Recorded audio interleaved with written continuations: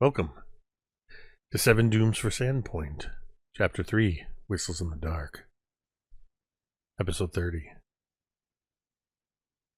When last we left off, your fine group of adventurers had left the pit, where you had delved down into the first level. Actually, before you even delved in, you managed to find the missing cow, Ophelia, who you had learned about from the Trennel farm in the hinterlands on your way to the Devil's Platter. They had been, in the middle of the night, attacked by goblins. They had dealt with one of them, Morella Trennel, having been cut by one of their dog slicers or horse choppers, but she also felled one of the goblins with her axe.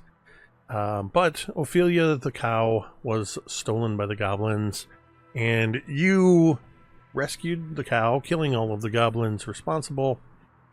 But rather than immediately go back to the Trennel farm, you decided to keep the cow in your in Millie's Pokeball. Basically, the extra dimensional space where Monte Cristo usually resides. Is Monte Cristo in there with Ophelia? I think it can only hold. No, that's against the rules because you can only have one critter in there at a time. Oh. That's why Monte Cristo's been out this whole time. What would happen if Monte Cristo got dropped while Ophelia the cow's in there? Does that matter? Or is... I don't think it matters because the familiar comes on its own. The extra dimensional space is just like bonus. Okay. Damn. So, why do you ask, Jacob? I was just curious. It's never going to happen, so shut up. Just For my curious. Don't get so worried when I ask questions. Tell me We exactly have how the every Pokeball right to get works. worried. Don't fucking gaslight us. Whatever. It's like, why are you even freaking out? When have I ever given you reason to be concerned? So anyway, you put the cow in the Pokeball, you headed down into the pit, where you met some goblins, you killed some goblins, you met other goblins, you killed them, you met a giant lizard, you kept it, it killed some goblins, you met Lord Longfingers, a albino web lurker, who just wanted you to give him and his children, some giant spiders, to give them some of the dead goblins or juicy meat treats. Told you about a magical pool of water where Lumi found a relic of Desna, a powerful magical star knife called the Monarch. You heard about a goblin witch, then you met the goblin witch, then you made a deal with the goblin witch, Menargle, which, incidentally, for those of you that haven't realized yet, is the name of last week's episode. For real, though, I knew how Menargle was spelled, but I had forgotten. And when you posted the episode with that name, I was like, what's a minor gall? I almost put it wait a like minute. M apostrophe Nargle. It should have been that. It really should have been. that anyway. I'm sorry. Should retcon it. Then it's just Menargle. So anyway, you made a deal with the Gobos that you're going to eventually help them take back their home another level down from the Devil's Disciples, on the condition that they also not steal from the local farms, stealing livestock and such, that they should get their food from hunting. And then you said, hey, before we help you though, we gotta go back to town to take care of some stuff. You headed outside, and Cruncher, your giant lizard friend, excited to be free of the pit, took off running, ran away, presumably to live happily ever after. And you all made your way back towards the Trennell farm.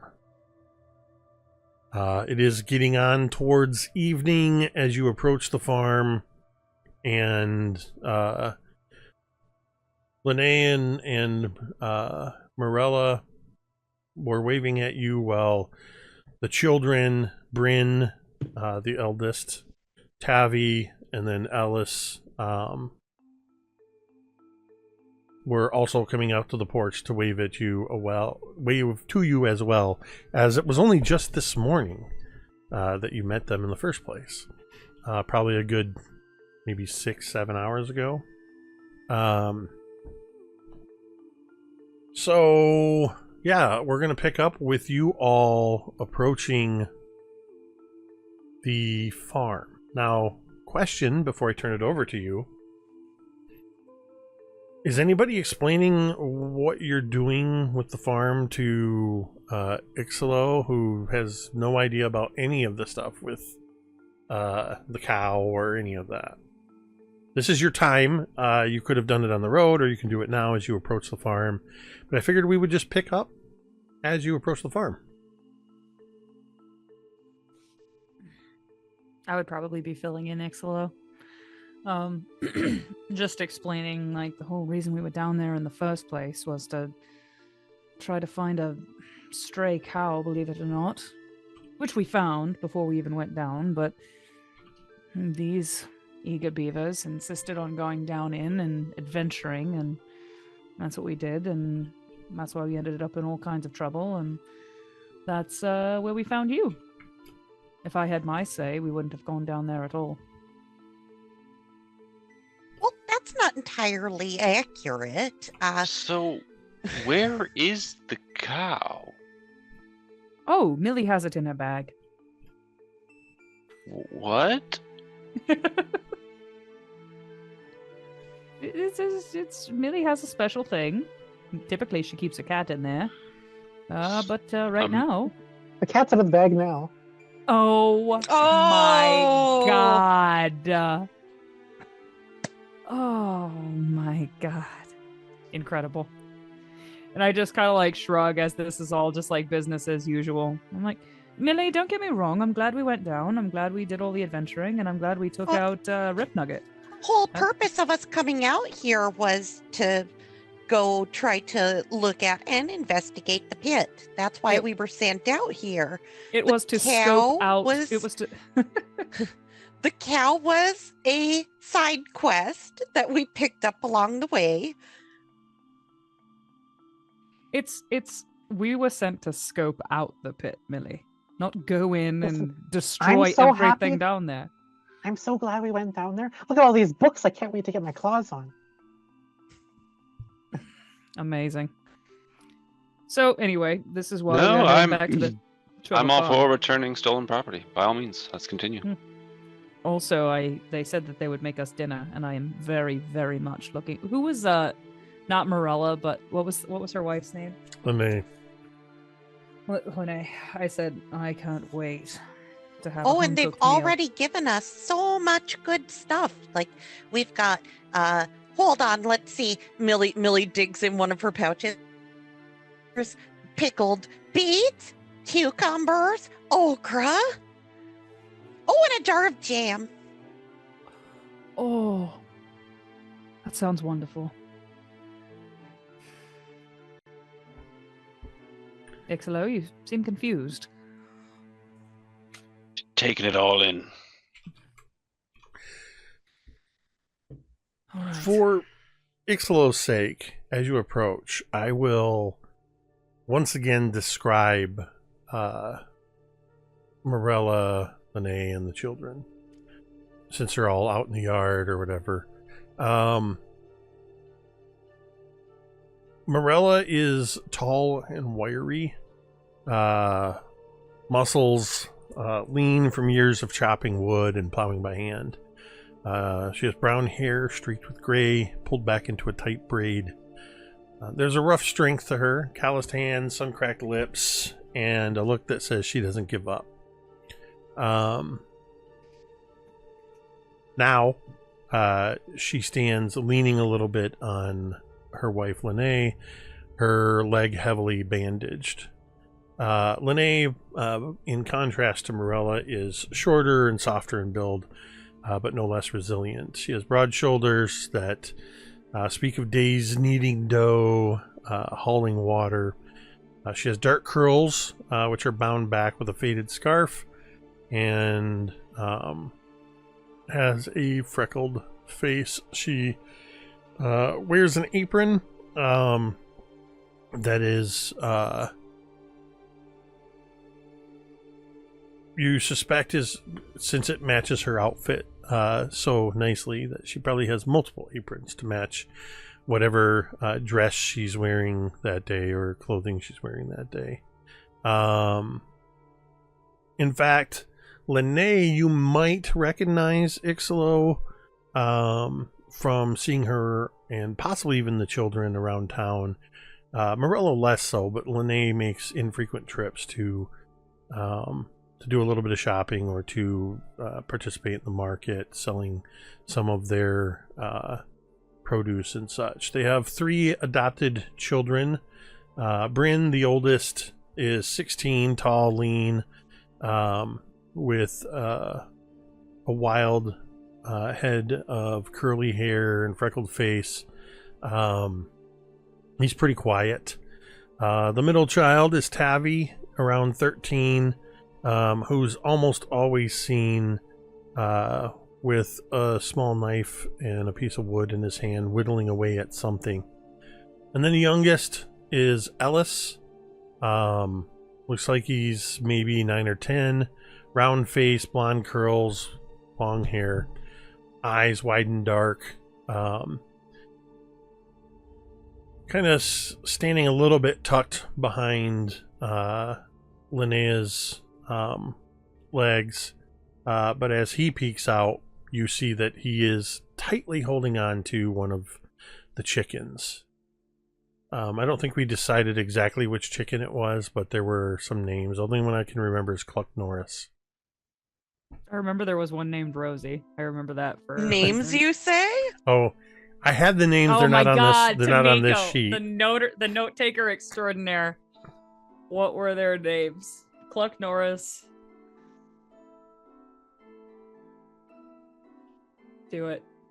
Hey, You're muted. while Tamiko checks her own notes, why don't you check us out on redbubble.com? At redbubble.com, we got all kinds of great t-shirts like the one I'm wearing and all kinds of other cool logos. You can, and maybe the one Tamiko's wearing, question mark? You get our No. logos on t-shirts, tank tops, hoodies, mugs, stickers, notebooks, pillows, and all kinds of other fun items. There's almost always a deal at redbubble.com, especially if it's your first time shopping. So check us out today at redbubble.com. Just search Look, me you gotta get these shirts. Gotta get these shirts before they freaking get Before discontinued. they run out. That one's discontinued.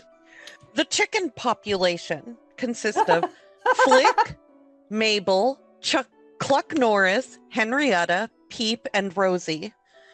The other barn population, so cows, sheep, etc., Daisy, Cricket, Bramble, Harrow, and Ophelia. Ramble. Bro. Stop. Yeah, because there were a couple donkeys, a horse, the cow,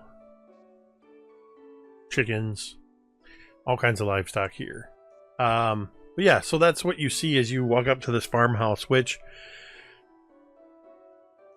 like a lot of think Little House on the Prairie. The hinterlands is a widespread area of rolling hills. The escarpment that is the Devil's Platter kind of stands out.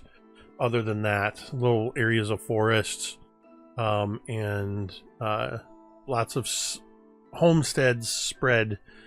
This is the kind of place where your nearest neighbor is down the road a piece, which is a unit of measurement.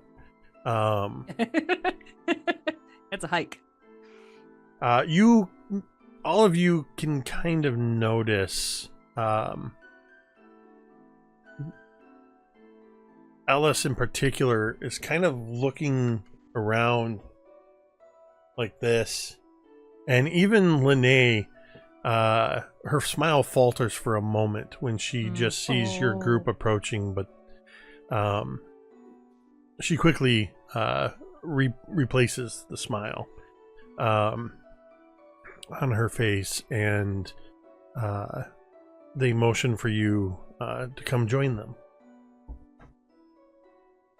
I lean to Millie, and I'm like, "Are you waiting to reveal the cow just to milk the surprise, or?"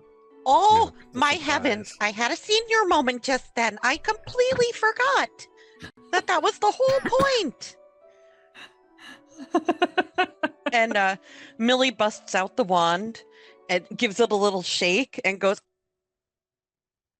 "Go." What did you say? What did you say? Say it again. Oh, did I cut out? No. Oh, Maybe. She said, "All right, Ophelia, out you go." Oh my god. What does this look like? What is it? Millie shakes the wand, and there's just kind of like a overly dramatic oak, and then suddenly cow. A Is- very happy cow. Is there Oh. Yeah. Oh yeah. Sure. Yes. There has to be. This cow is. Have you ever seen those pictures of the cows, the show cows that just got shampooed, and they're like super fluffy and like groomed? I can't And, say like- that I have, but I can imagine what that would look like. I'm gonna find a picture. Please do. But yeah, so she looks all fluffy and groomed and content. Oh my god. Hell yeah. What are the looks on the faces of the family when the cow appears? even Bryn of the three boys cannot contain his excitement, as Ellis is the first to come running immediately out from behind Lene and leaps off the porch. As he does so, Cluck Norris goes flying, squawking and flying. It's like a scene out of a Legend of Zelda game, as you just see the chicken flapping around a bit. They're all gonna come kill us? No, it's Yes. no. I was thinking more less harmless, Roll more for like when initiative. Link jumps off of. It would have been funny if he'd have just jumped holding the chicken and floated down to the yard. But before Ellis even hits the ground, Bryn, with his long legs, has taken a much further leap, and all three boys come running up and are quickly checking over. You get the sense that Linnea and Morella would have also, if not for Morella's wounded leg. But Linnea, you see immediately, is just, oh. And you see Morella sort of tightens her arm around her, and Linnea is just full on, just tears. I dropped a picture of a fluffy show cow in the In case- Seven Dooms In case anyone's public chat. curious. Oh my god, hold on. I gotta check this out. Oh boy, let's see here. Oh my god, I can't lie, that looks soft look as at fuck. that perfectly I pet that groomed cow. king. Can I pet Oh, that cow? It's like a golden retriever just went to the groomer, but a cow. But a Damn. cow. But a cow. Oh my god. There's basically, for the next several minutes, the family is rejoicing in the return of Ophelia, not just as a beloved extension of their farm family, but also as their only dairy cow. So after a bit, though, Morella calls Ellis and Tavi to back to the porch, and Lene goes inside as Morella, sort of leaning against the porch post, says, "I cannot thank you enough for myself or my family. but a home-cooked meal will have to suffice. You will be joining us for dinner.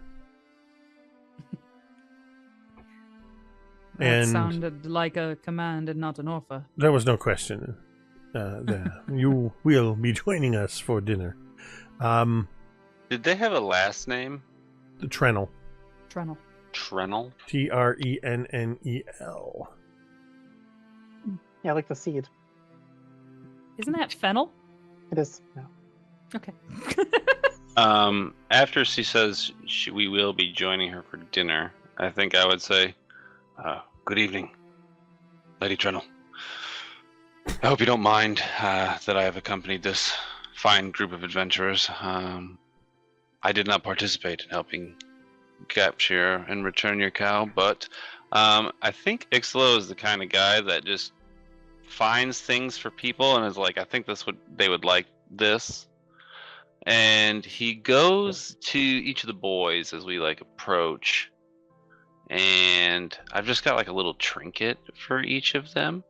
Oh my god. I think Is it like those stickers police officers give out that say honorary? no, it's a deputy? little bit more personal. Ellis, Okay. I think I have a rabbit's foot that I acquired, and it was I told him about this. You'd like this. Tavi, I'm probably returning a slingshot that I had to confiscate the last time he was in town. Oh, that's perfect. And Bryn, it's less of an object, and it was I managed to get the miller taken care of. You don't got to worry about those few bags of grain that were ripped by the cart. He was understanding. Oh. A mitzvah. You get the usual bits of not the minimal thank you from the children, except for Bryn, the eldest, who stands just a little bit straighter, almost like he's trying to appear a little taller, and says, Thank you, sir. And kind of not knowing what to do, reaches out to shake your hand. Oh, buddy. Oh. I'll shake his hand and kind of give him that reassuring kind of push of the not really push, but the rock of the shoulder, yeah, you're all right, buddy. What was the Morella? Is she here as well? Yeah, Morella's the one that's standing on the porch after two of the boys and Linnea go into the house. Well, I think I will. Morella, I've heard quite a bit, and I'll put out my hand to shake her hand as well. I'm not sure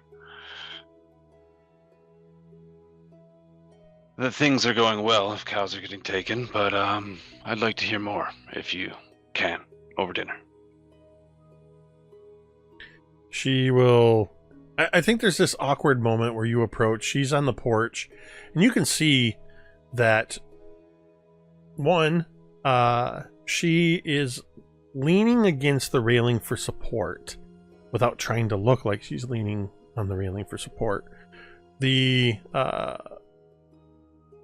don't remember if we specified which leg it was, but I'm going to say it's her left leg, or her right leg, is bandaged from about mid-thigh down past the knee. And you can see just little spots of blood starting to bleed through just a little bit. And you also would notice that there's a wood chopping axe within arm's reach. In fact, if she moves any further than an arm's length away from it, she first grabs the axe and repositions it. But there's this awkward moment as you approach where she's standing a good head and a half over you, at least, being up on this porch. So she kind of looks down at you, but does reach down and shake your hand and says, well, these folk were kind enough to help us with our issue. I didn't know that we needed to get the law involved. Law's not involved. I know you folk like to take care of your own, and I'm not trying to step on any toes here. It's formality. I just like to know so I can keep everyone else safe who can't look out for themselves. Well, fair enough. Lene and the boys are setting things up. We had optimistically anticipated your arrival, looking out at everybody. And she kind of gives a look back towards the kitchen and says, I believe dinner's just about ready, if you don't mind. And she kind of nods off to the side. Near the house, there is a water pump with a little bit of there's no grass around it, but there's a little bit of mud there from previous use. I just don't mind washing up a bit. Oh, we must be filthy. We're gross. Absolutely disgusting. Probably pretty nasty, yeah. Is there a nearby stream? Well, is there a stream? listen, I look at my hands to the goblin gore of the bodies I tossed to a lizard to eat. I mean, It smelled that like was blood. it was and at least an goblin, hour or two. I'd like to think you at least cleaned up a little bit. Like the whole way we're just like wiping Maybe our not. hands on trees. Like, Lumi comes from a nargle spit on her hand. Yeah. Now, again, I will ask: is there a body of water anywhere nearby? A lake, a stream? There's the horse trough. Gross. Was there Is not the a river? horse trough behind a wall of any kind of privacy? The dinner's Does ready. anyone know Should I expect you to take a full bath? What's that? Does anyone know? Don't yet. Damn it. Someday. If it eases your mind at all of them have the dirt of a workday on them. This is like a Walking Dead dinner. That does Where not. everyone's That does just not ease fucking my mind. nasty. A All right, I'll tell you what, workday Cari, in the I'll tell you what. farmyard is different than destroying an entire race of goblins. I'll tell you what. Anybody who wants to, if you're really wanting to get extra clean, roll me a D100. Yes, please. I'm going to say there's D100. a 25% chance that the Trennel farm has its own duck pond. All Duck right. pond. Are we all rolling or just one person Hey. on our behalf? Well, your chances increase if more than one person rolls. I said Guess anybody. what I got, guys? Ooh, 69. Nice. Oh, 84. Hey. I roll. Oh, damn it. 88. I got So- a 96. Nice. So 25% would be 12 on either side. What'd you get? A 56, you said? 58. 58? So that's what? No. 40? No. No you'll have duck to. pond. No, you'll have Just to make pigsty. do. You'll have to make do really quick, scrubbing yourself as somebody pumps water, and you're doing your best to clean up. But I mean, you'll notice that nobody made any faces at you or anything like that. So I think Velynia goes. Are there like any like wooden buckets around? it's a farm. Just Yes. There has laying to around? I be. figured. It's a farm. I would. Of course I would. there is. Okay, thanks. I was just making sure. So I, before I said I find a bucket and just like actually there's no buckets anywhere. This is the bucketless farm. Somebody stole all of our buckets. That's the next quest. Funny you As soon ask. as we start like looking down at ourselves, I'm like, and I kind of like sigh, and I go and I grab a bucket on the way to this pump, and I just go pump it full of water, and then I take my little bucket and I go over like behind an outbuilding, a barn, whatever, and I'm like, give me 10 minutes, don't follow me, and I just go over there. I'm gonna give myself a little sitz bath, and I'm getting naked because I feel gross. So I'm gonna go Montage. all clean. montage. Yep. As well Okay. cleaning up, Lumi will ask, the two lesbian farmers. I hope it's not too much of a trouble to ask, but do you have a cart or something that we could borrow? I've recently come into the possession of quite a library's worth of books, and, well, it'd be easier to take them back to Sandpoint, not by asking my friends to carry them for me, if you understand.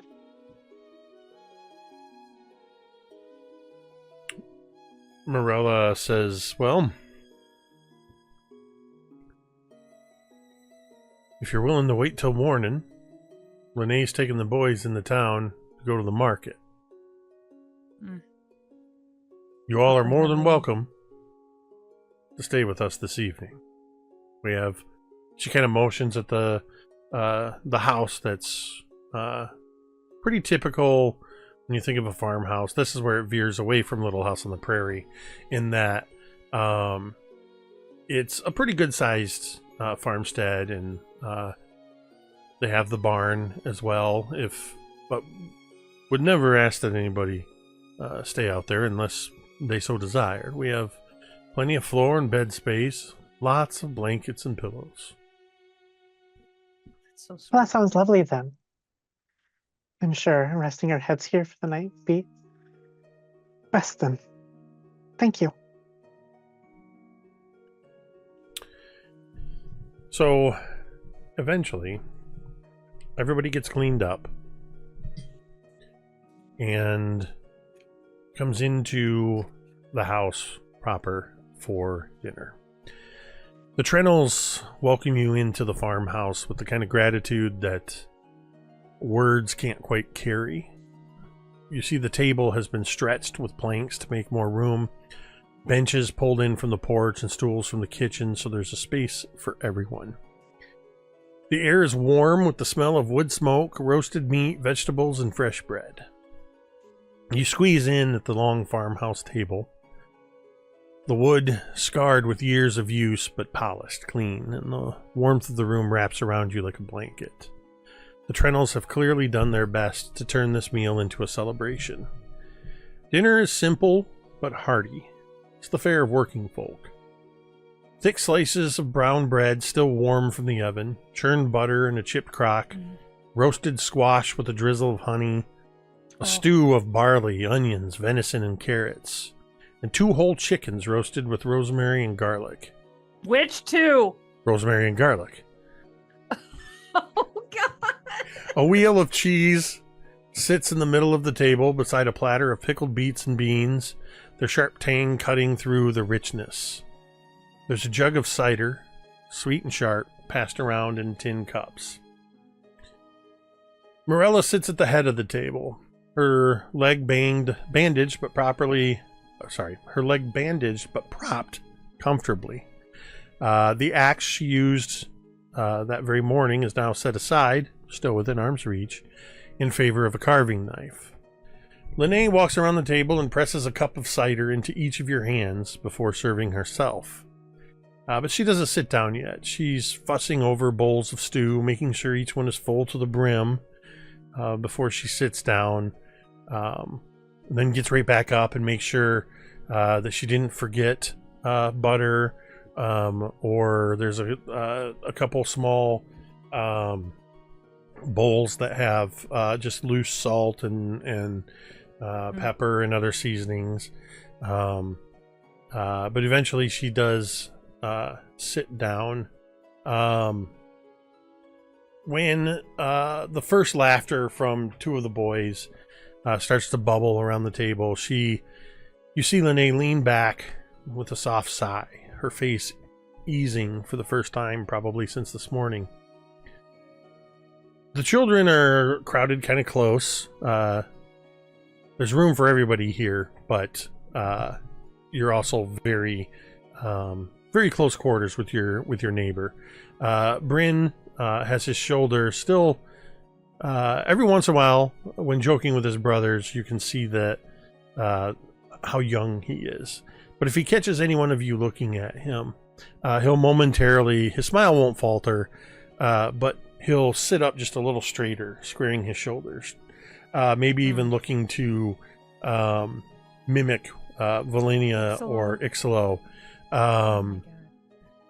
Ellis seems to be brimming with some unseen, barely contained excitement.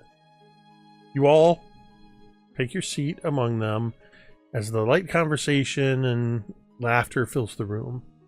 Outside, the last hours of the day are starting to wane toward evening and cricket song, but here, in the heart of the farmhouse, the clatter of spoons and the murmur of voices carry a warmth. This evening, the Trennels eat well, and you with them, heroes of their homecoming feast.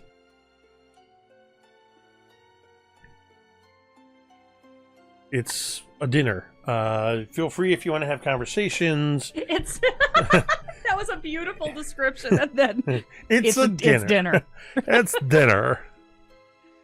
What each... Millie's telling stories like, oh, and then when the lizard jumped out and started charging us, we were so afraid, but then it turned out to be the best little buddy.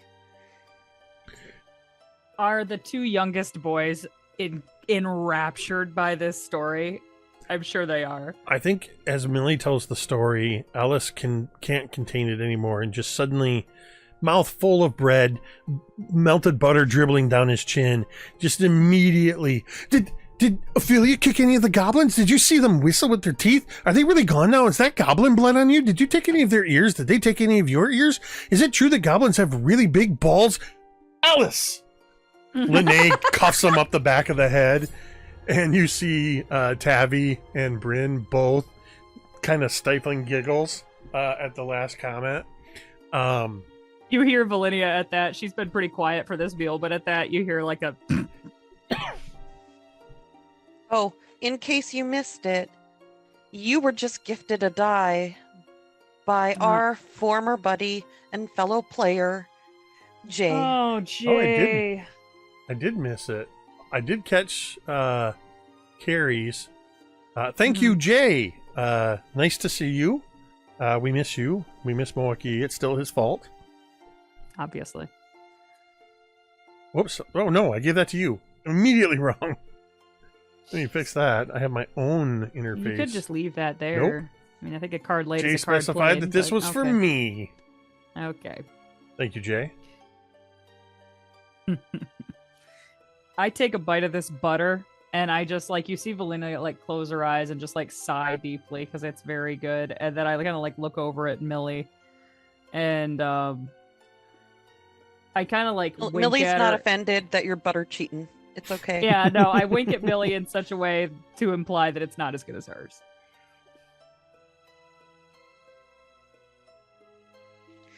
Oh my, so many questions from you boys. Well, let's see. They wore trousers, so bit.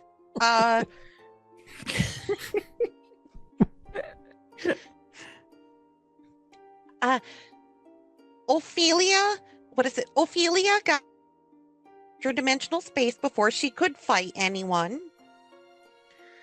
What else was there? Oh, nobody lost any ears. But what about the blood Yet. on your front? Is that really goblin blood?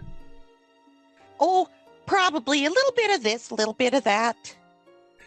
And you see Alice immediately goes, ew, awesome. Oh my god, what a classic. At some point during the dinner, you feel a Icselo, you feel that Tavi is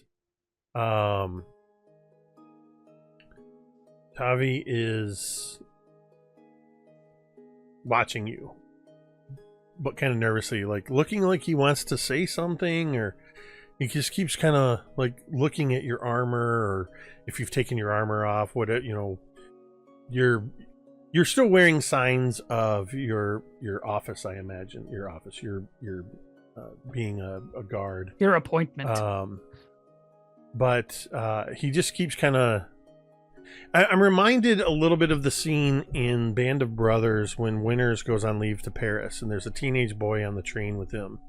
That when he gets off the train at the end of the line, the boy looks up at Winters and kind of goes like this, and squares himself up a little bit to kind of match his bearing, his military bearing. Now, Bryn's the one that's been trying to square up and look a little older, but Tavi seems to be kind of like looking you over, but he also has that look of, you probably recognize from your own daughter, that they want to say something, but they've probably been coached not to say, or, you know, say, well, Ellis being the youngest didn't clearly get the memo, but probably been told not to say too much. If he's sitting next to me, I wouldn't say it like loud and over the table, but I would like lean down to him and be like, Tavi, you know it's not good to hold in your farts. If you got a fart, You hear excuse yourself. you hear what Yeah. at first sounds like he's letting one rip, but you realize it's him trying to hold back and just and just lets, and then tries to stifle it, kind of looking around, and then he smiles and he takes one hand, he reaches down under the table, kind of rummages in a pocket for a moment, and then he sets something on the table and just kind of slides it over with his hand over it next to you and next to your plate. Looks up at you and then down at his hand and then removes his hand. And when he does so, there's a little whittled figure of a chicken. It's small and imperfect, but surprisingly detailed. With just as much discretion, I think Icselo's hand kind of mimicking his, but on a much larger scale, like covers it and like puts it in his hand, and he kind of like looks at it beneath the table. Pretty good work. You did this. Yeah, I did. See, look at all the productive things you do when you're not shooting out windows. He immediately rolls his eyes and then Do I see this conversation happening? No. I just want to lead to him and be like, there's nothing wrong with shooting out a few windows from time to time. he just says, I'm sorry. Good angel and devil on either shoulder. Commit crime. Do it. There's a It's brief victimless. a brief interruption as partway through the meal, Morella lifts her tin cup. She takes her spoon and kind of clinks it against her tin cup of cider, and she holds it up and kind of winces for a moment from the pain in her leg, but she just kind of looks around at all of you and says, "To the ones who brought Ophelia home, may goblins choke on their own teeth before they try to mess with the Trennels again." She smirks. "Cheers." And then takes a drink and Cheers. slams it down on the table and kind of looks around and says, "Well, that's about all you're going to get in the way of a speech." And then immediately starts spooning more stew into her mouth. At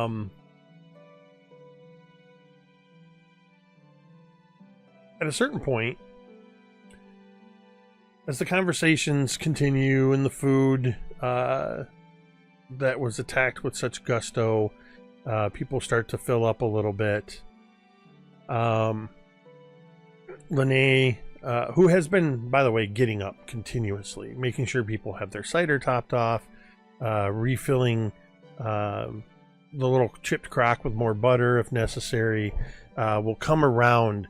As soon as she sees one of you has emptied a bowl of stew, she's immediately there with a ladle, putting more in there. Eat, eat, eat. But eventually she kind of settles down a little bit. But she does get up one more time.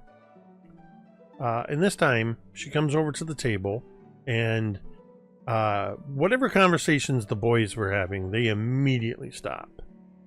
And very quickly, Bryn moves to push a couple of the nearly empty soup bowl, serving bowl out of the way and a couple other things, as Lene sets out not one, but 2 fresh-baked apple pies. Oh my god. Their crusts, you can see, are sparkling with cinnamon and sugar, and you can see the sweet steam curling from the knife cuts in the crust. She smiles almost shyly at you and says, it's not much, but it's the best we can offer. And she starts cutting slices, and you see Ellis immediately reaching for one. And Lene kind of playfully slaps his hand out of the way and says, "Our guests first, Ellie." And she hands him a plate with a piece of pie on it. And they do that thing where they pass it all the way down around the table until everybody has a piece of pie.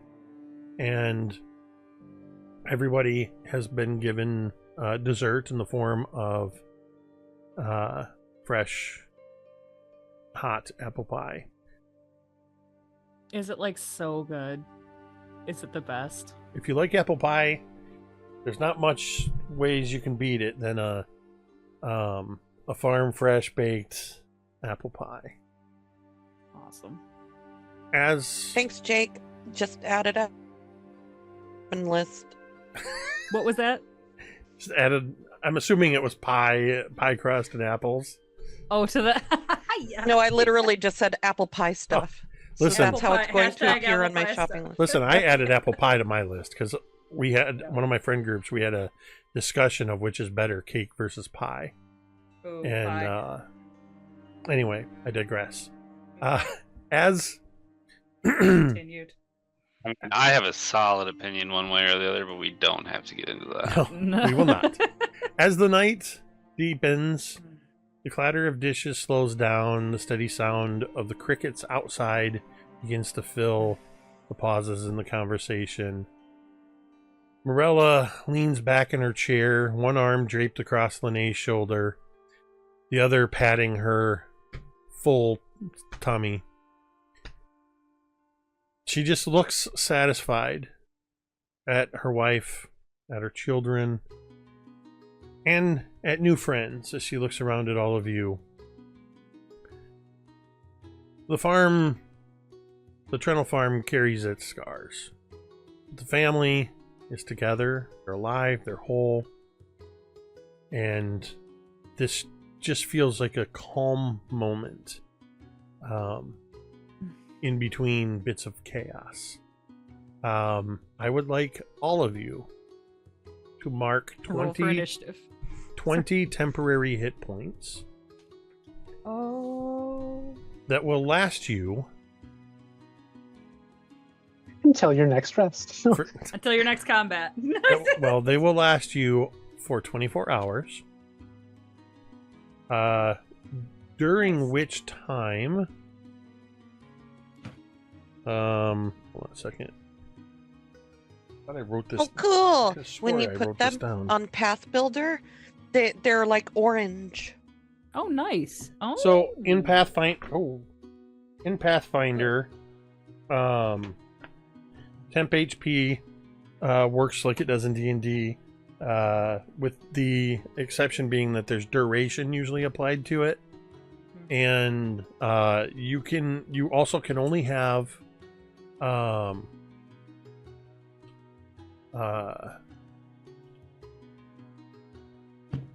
you can only have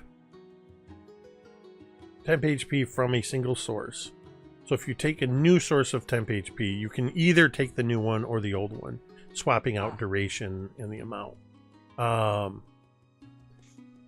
I'm basically you're gaining the similar, not the entire benefits. Of a hero's feast. Nice. I'm trying to find. There was one other thing you get in addition to the HP. Oh, also in that same 24-hour time period, you have a +2 status bonus to saves against disease and poison. This goes for all of you. So this is in a way, this is magic that would probably be more at home in Baron setting. In that this is not, it's not that anybody in particular cast a spell. This is sort of a naturally occurring sort of magic. The magic of hearth and home and fellowship that is affording you this. In other words, it's called DM Fiat. So take your 20 HP for 24 hours and your +2 to saves against disease and poisons. Would anybody, well, I guess at this time, it's up to you if you want to carry on additional conversations. Do you want to talk to anybody individually or in particular, talk amongst yourselves? I would say, just to set the tone, that within the next hour or so, the boys will be sent off to bed. The Morella will break out probably a bottle of something, maybe a couple bottles of something. Lene would offer tea and coffee to those who don't want the harder drink, but there's probably some kind of whiskey or brandy or something that's brought out. And I think Morella also breaks out her pipe. Nice. So the rest of the evening is up to you if you want to have any additional conversations. Now that we're all cozy and we have some drinks, you go first. No. I was just gonna, say I think very similar vibes. You go ahead first. Now that we're all cozy, I want to hear more about you, Icselo. We know that you're with the town guard, but I don't see you that much around town. This feels like that episode of Friends. Tell me about Julie. So what the fuck is up with that? Icselo, I think, actually has a cup of coffee. But I do think he probably smokes like a pipe or something. Definitely smokes tobacco of some kind to ease the stress of his job. But he doesn't drink on shift or anything related to it. So he sips his coffee, kind of taps out the ash from his pipe, reloads it. I work the night shift. I don't see much of anybody. Probably for the best. Also, the less you see of me, the less trouble you're probably in. Velynia swirls her drink at that. Be what made you sign up for the town guard? Burning desire to serve? You paint me so broadly. I was in between jobs. Was in with a really poor group of people.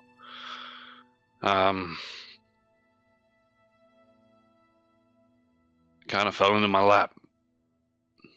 Wasn't one to turn away from something given to me, and here I am, a decade later.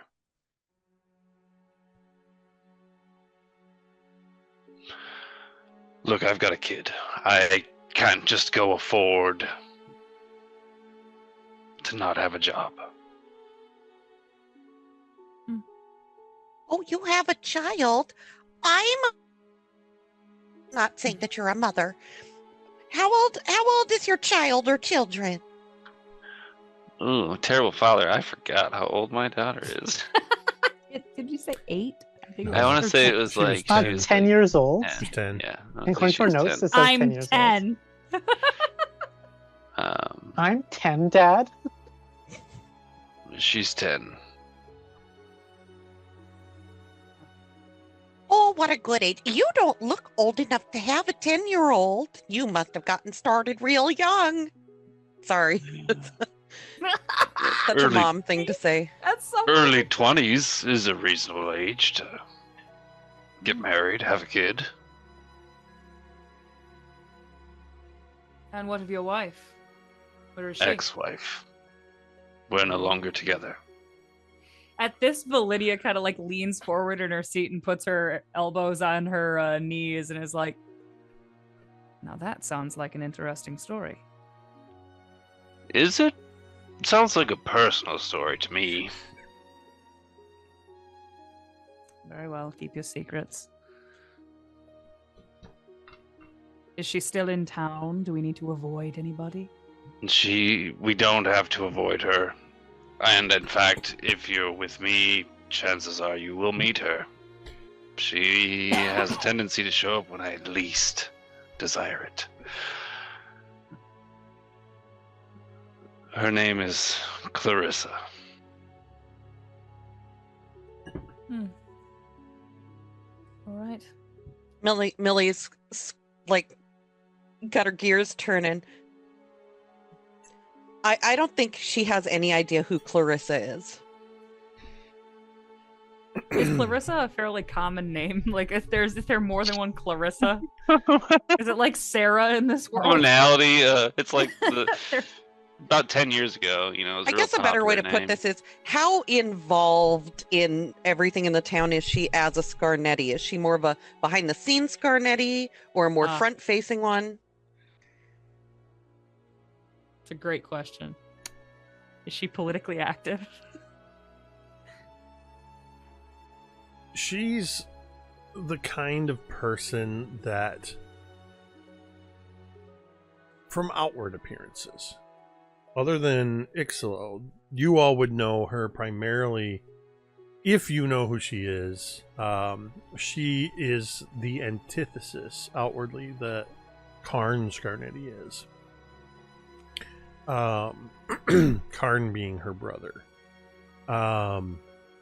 She is outwardly tends to be more pleasant, or at least put on a pleasant demeanor. She's the one who's more likely to be organizing gatherings amongst the more noble elite of town. She will try to hobnob with important figures, shop owners, and things around town. She's the Booster Club Scarnetti. Kind of, yeah. That's the appearances. I would say that there's probably rumors that she's a little bit more involved in some of the family stuff. But nobody's ever been able to directly, much like Titus Scarnetti, the patriarch, nobody's ever been, or any of the Scarnettis for that matter, nobody's ever been able to pin anything actually illegal on them. It's always suspicion.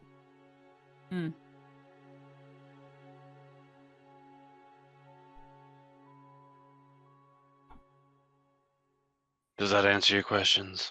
Is there anything else I can tell you to ease your minds? Put an asterisk on that because I'm sure Natalin's going to have questions. Oh. I mean, none of us were ill at ease, I can assure you. Just curious to know who we have amongst our number. Funny you say that. There's a description I remember hearing about in the office about someone vaguely your description. Maybe I'm wrong. A tall, fairly attractive half-elf. Those aren't a dime a dozen in Sandpoint. I don't know if those were the adjectives used, but something along that line. Oh, maybe it was me and maybe it wasn't. It's a shame you don't remember the description any better. Suspicion is a hell of a thing. Well, I do believe I'm going to take in some night air before turning in. I'm heading out to the porch to enjoy the beautiful vista. If I I'll don't see join anyone... ya. Oh, please. Always Millie's a good probably night for a gonna- porch sit. One of those chairs on the porch and promptly fall asleep. Oh, that's awesome. I think I think Velynia is going to go out and smoke a little as well before bed. Lumi, she has had a little bit too much brandy. She's very cozy in one of the little armchairs next to the hearth that's going. And she, at this point, she's now like been sitting in the chair, like completely upside down, with her head like dangling off the edge of the seat and her tail up in the air and her legs kicking. And as she's like half listening to the conversation happening around her, you say that you're gonna head out to the porch and whatnot. And she kind of like looks up and thinks for a moment, and goes, "Oh, I should probably go get a head start on all those books. There's so many of them." And as I'm like rounding the door frame, I would say, "Don't stay up too late now. We do have a journey in the morning." Of course, I only sleep through. I only read through the night a few times a week. How healthy. As Millie and Velynia are heading out and everybody seems to be starting to lean towards bedtime, Lene points out that in the living room they've set down or set out several blankets, and it's a hodgepodge of blankets. They appear to all be handmade. A couple of quilts, a couple of afghans, in a variety of patterns and colors, and a few extra pillows, and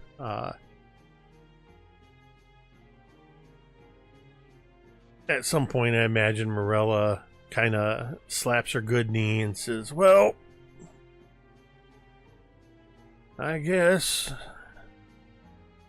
Lene, you better help me up those stairs."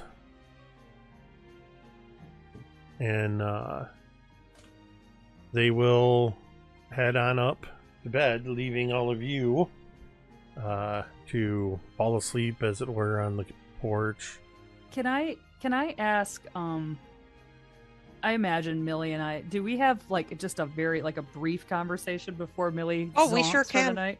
I kind of like, as it's really getting like close to sleep, and I imagine I'm like sitting in a chair too. I'm picturing like a very like cowboy like porch with somewhere you can put your feet up. And I have my feet up and I'm smoking, and I just say, "Do you know Lumi's full name?" I thought it was Lumi. I never imagined it was short for anything. Well, that's interesting. We'll have to ask. I'm shocked she hasn't brought it up. She's normally so forthcoming. Well, she's been a little not herself lately. And I take another like drag, and I'm like, "You don't say." Millie, zoom. She has no idea why. She has no idea what's happening with Lumi because. And Velynia does feel like that little like pang of guilt again. And then, yeah, I think Velynia's Don't worry, honey. I'm still listening. I'm just resting my eyes.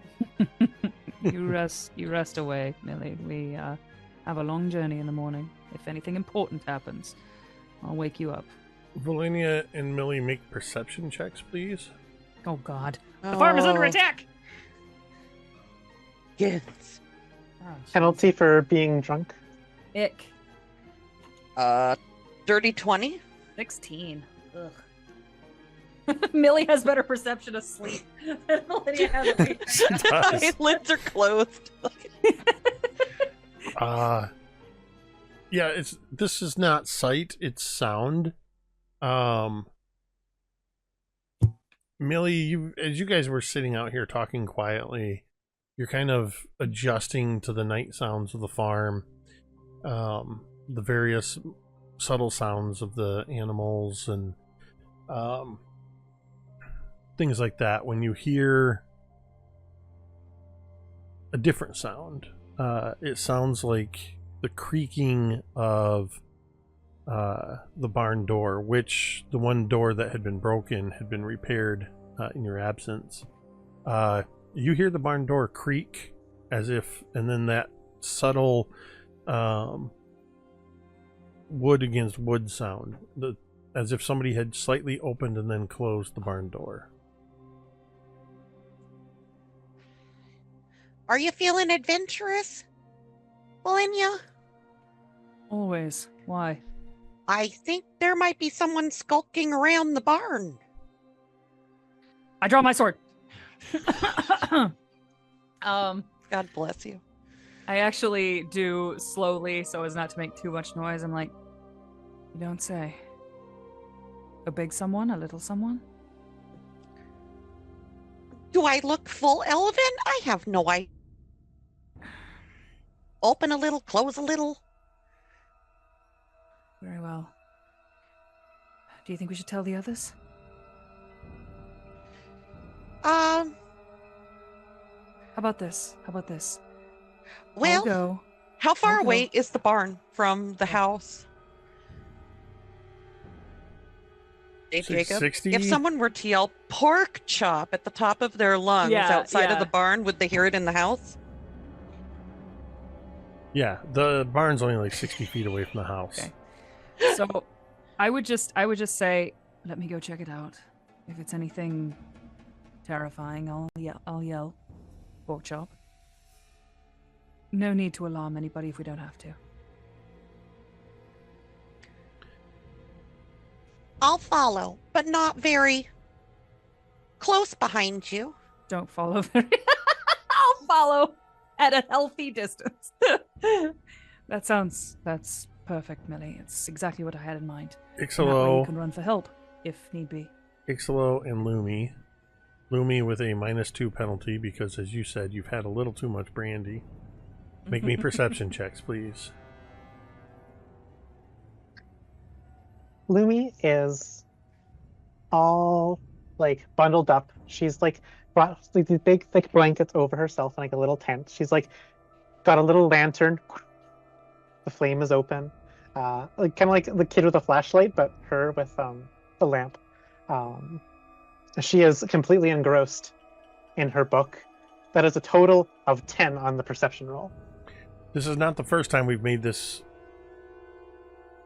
comparison, but very much a variation I picture of the lo-fi girl.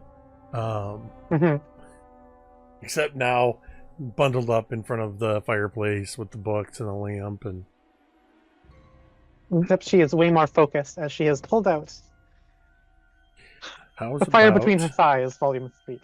Oh by my lamplight. God. Here's the thing. Eventually Lumi's gonna have to go and get the other volumes and have to go incognito into a bookstore and be like, excuse me, do you have volumes 1, 2, 4, and 5? There's a certain work by this author. I was wondering if you had if you had her works in stock. The best. Specifically the first 2 volumes. I rolled a 2, but I'd like to use a pop, and I got a 20. Wrong game. Yeah, You said domain pop, you dice. say? Hell yeah. Oh, it's not a pop. You're right. I say we I just don't- call them pops. Domain soda, Yes.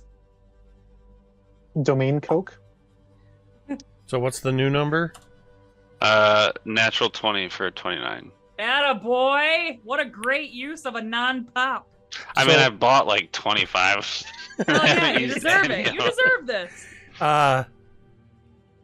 Icselo, wherever you were choosing to settle down,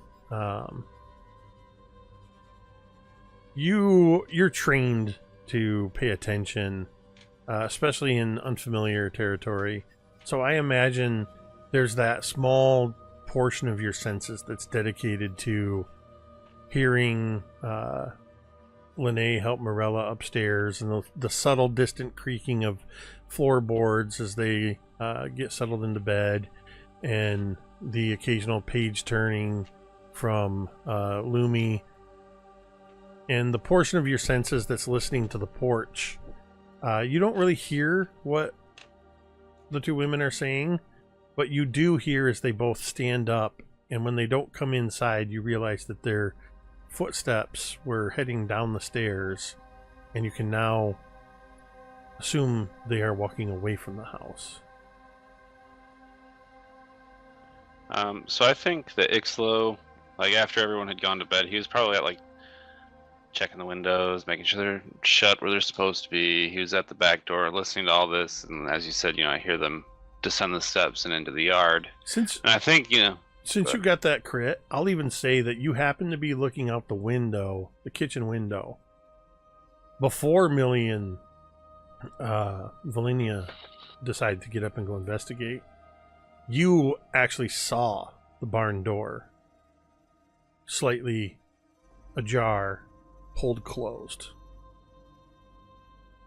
And then realizing Velynia and Millie probably heard it too as they got quiet, and then they get up from the porch and start heading in that direction. I think Icselo, despite his size, he's pretty light on his feet. I am to the corner. I imagine like where we came in the door to the corner, probably where like mudroom equivalent or something adjacent where all the boots and coats and shit are. There is like, the stack of my mail, shield, sword. I'm not going to take time to put armor on. I think it's just equip, grab, sword, and shield. And like not even necessarily buckle the sword to my waist. I just have it by the scabbard. And I am moving towards the front door.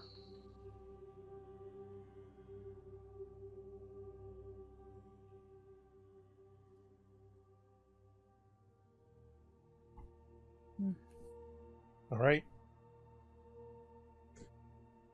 I can't help but hear like this door like slap shut like a screen door that it has the shitty spring at the top, and you're just like, Yeah. I can't make the sound, but I feel like we all know that sound, that straining of the spring. Iconic. And no matter how much you try to hold it, even if you let it go at the last half inch, it's still going to smack shut. Wham! Yeah. God damn it. Icselo definitely does that, I think. Which would alert, clearly, Millie and Velynia. You hear the screen door. I'm like halfway to the barn and I can hear this shit. And I turn over my shoulder and I'm like, you can see Velynia roll her eyes with her whole body. Like, it's dark as shit, but I've seen that. Yeah. Oh, yeah. 100% you did. It's a full moon. You can see everything. And I kind of like turn. You see Velynia turn, like put her hand on her hip as though, and then just like shrug, like as though to say like, if you're coming, get over here. Like, I'm not exactly quiet. I claim to be quiet. Doesn't mean I am. You guys should go ahead. I'll back you up. give a like an okay symbol, and I like head towards the barn, investigative, stealthily. With my sword out, I will remind everyone. So, what's your approach? I guess, are there like windows on this barn? Like on like, yeah. No, not that kind of barn. Is it just a building? This is pretty typical. There's some hay kept in here. Ooh, and they tend to bring the horse, the donkeys, and the cow in. Are there like gaps enough between the boards that I can peek into the barn? Obviously. Right. I want to peek in there. All right, go ahead. You're half elf, so you have some kind of I have low light vision. low light vision. Go ahead and make a perception check. That's a dirty 20.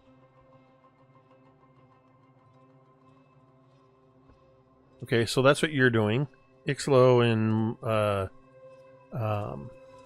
Millie. Millie's just kind of, what is it? Kind of scanning the area around as we're kind of approaching towards the barn.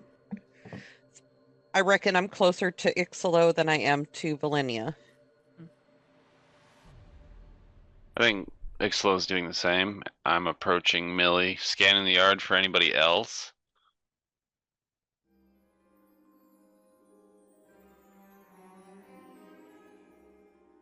Go ahead and make a perception check, Icselo. And what were you doing, Millie? Same. Perception. 4 on the die for a total of 15. Go me. 15. Also 15? Hashtag Double winning. 15s. I think they should get a bonus for that. I think they should get to combine their rolls. For a 30. I like how Yeah.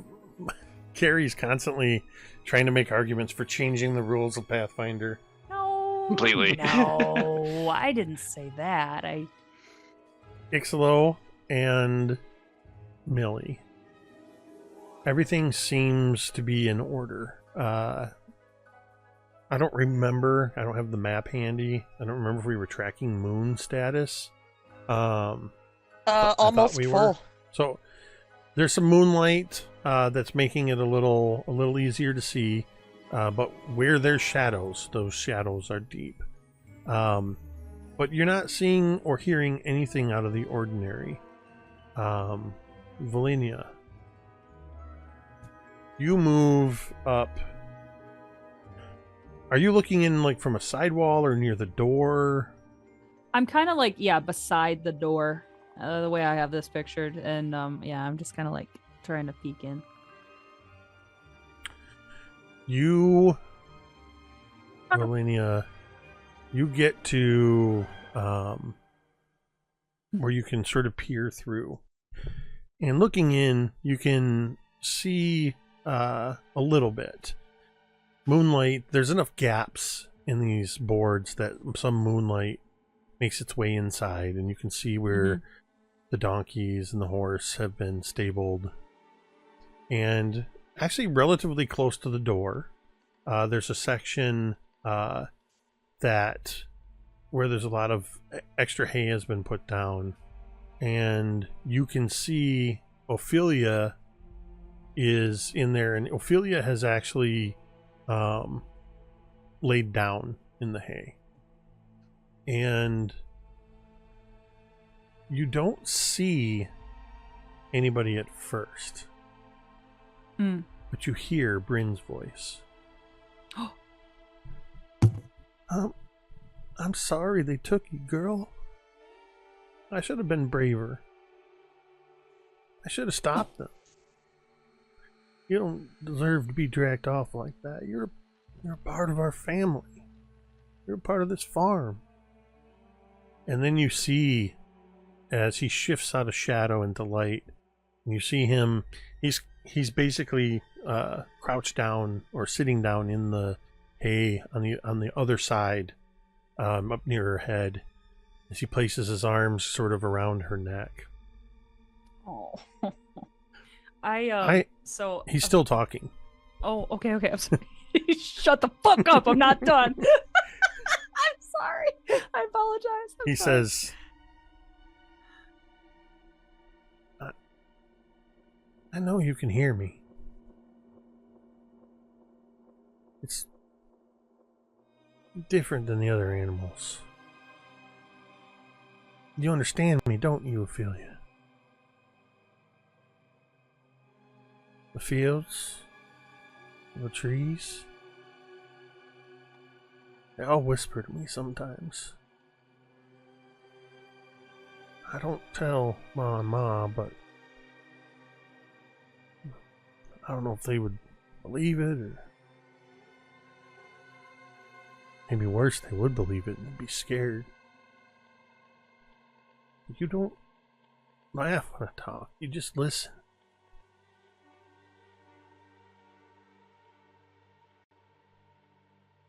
And then he kind of hugs tightly around Ophelia and he says,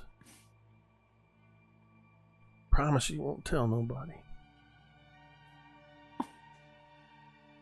Bubba. That's what you see. Okay. I think from up nearer to the porch, all of you, or both of you, see Velynia's like posture sort of relax. And like, she like just like pinches the bridge of her nose and you see her like resheath her sword.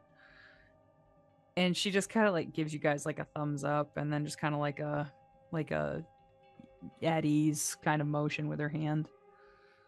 Millie, what is she doing? I can't see shit. Yeah, you're fucking human. I forgot. We need another knife here on the case. What did she do? Well, it looks like Velynia checked it out and it's all clear. I was gonna say, it looked like she just flipped us off or something. I think she might have done that too. Just, you never know. And I kind of like, I go over to the barn door and I just kind of go like, and I knock. You hear a quick shuffling, and then you hear a sound that you would know very well. It is not a practiced sound, but nonetheless, you hear the sound of a sword being drawn from a sheath.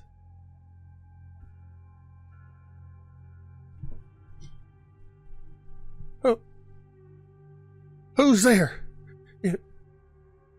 If you're a goblin, I'm ready for you. I'll cut your balls off. I'll cut your giant goblin balls off. And I just kind of like, Velynia is like admiring this like little bravery, and then I think she goes, Bryn, it's Velynia. Care to open the door so we can talk?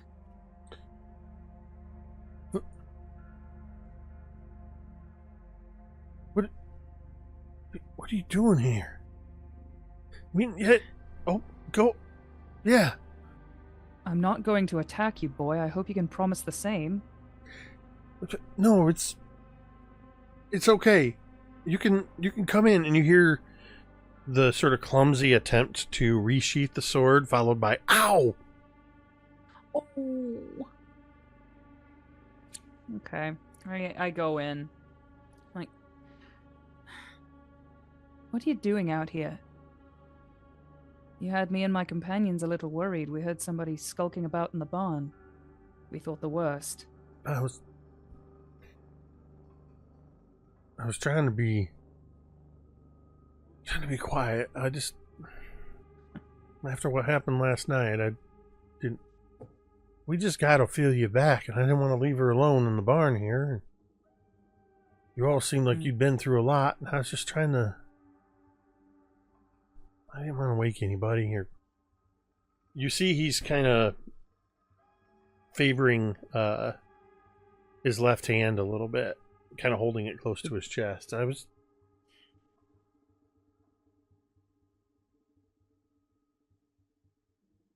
didn't mean to cause no trouble. Velynia sighs and rolls her eyes. Like, did you cut yourself?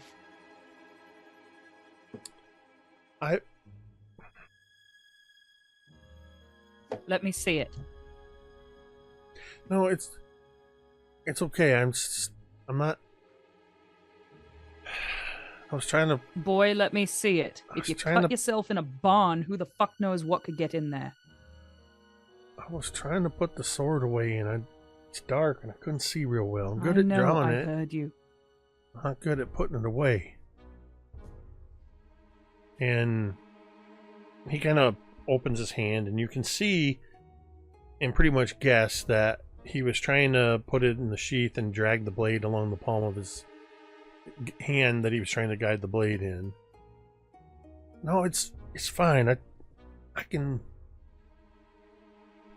take care of it. It is fine. Cold water, clean water before bed. Before we head back in, there is one other little matter. I couldn't help but hear your confession to our mutual friend there. You was eavesdropping? No, I was trying to take down the invader of the barn. I didn't know yet that it was you until it was too late. Fuck off, Tamiko.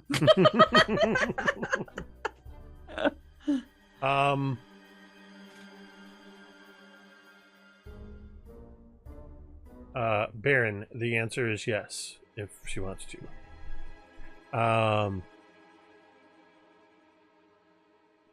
He kind of looks nervously and says, look, you can't tell Mom or Ma. I won't tell anybody. I told you I can take care of this. And you see he opens his hand back up. And there's still blood on his hand, but he kind of smears it a bit and like wipes it away, and you can see that the big gash across his palm is healed. Oh, he can heal himself, you say? I'll be damned. How very rosy of him. Yeah, I was gonna say. Damn. My real name is Rosie. Here. Like, wow. Well, that is quite a skill, boy. Why don't you want your family to know? I don't want them to be scared of me. I sincerely doubt your mothers or your brothers would be afraid of you. Well, it's just... I don't know, things started... It started with the animals, with Ophelia. Like, I could tell when I was talking to her, she was listening and she could hear. And sometimes I'm pretty sure I can hear some of the other animals. I don't fully understand them. It's not all the time. But also I can feel like... And you get this sense that as he's talking to you, it's kind of like somebody who's kept a secret, now that somebody's found it out, it's just all spilling out of them. Oh, yeah. And he's like, I don't know, I just always seem to know when we need to water the plants more, and I know when the rain's coming, or if there's not going to be rain for a while, and I know if I'm out tending to the fields, the crops are going to come in better. And whenever I milk Ophelia, the milk is always better and lasts longer. And I don't know what's wrong with me.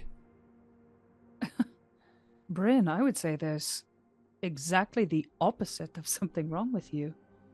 You work and live on a farm, knowing what the weather's going to do, knowing what the crops will do. That strikes me as a remarkable talent. There's nothing wrong with you. But, and he holds the hand up.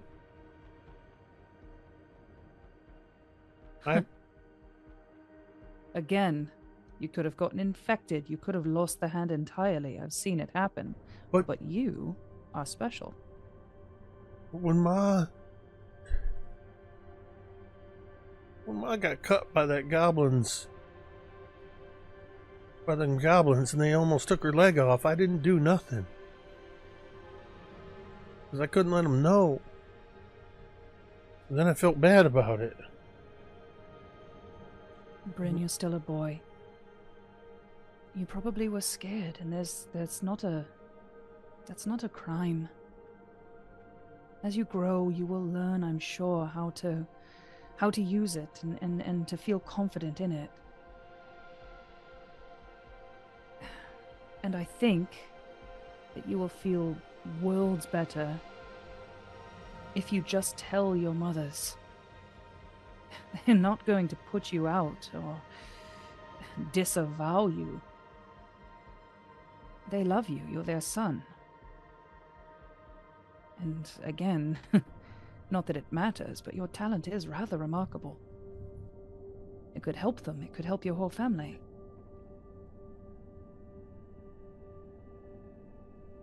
And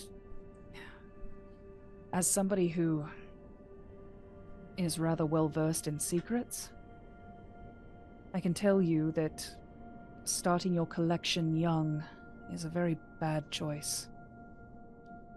It gets heavy if you start to collect too many secrets. It weighs you down. You don't want to start.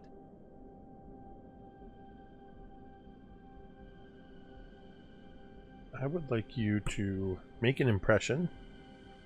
Diplomacy roll. Okay. And I'm going to say do so with a +2 because that line about secrets and you don't want to start your collection too early, that was pretty baller.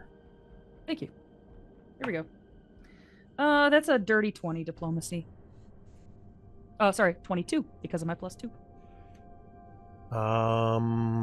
Looking at, well, that is a success. Nice. Bryn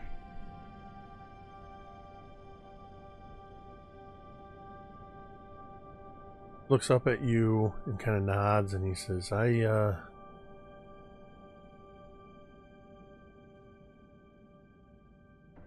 right, I should tell them. I don't... Should I wait till morning? It's up to you, but you're going to be awake all night. And they did just go to bed. They haven't even hit their REM cycle yet. I really can't imagine they'd be upset.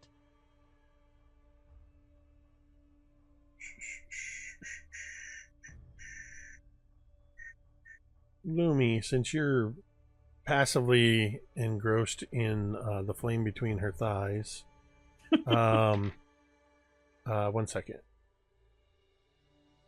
She's gotten to a particularly lurid part of the novel. Locked in. She is focused. I need to fix Her this. cheeks are very flush. Half from the booze, half from the words upon the page. My God.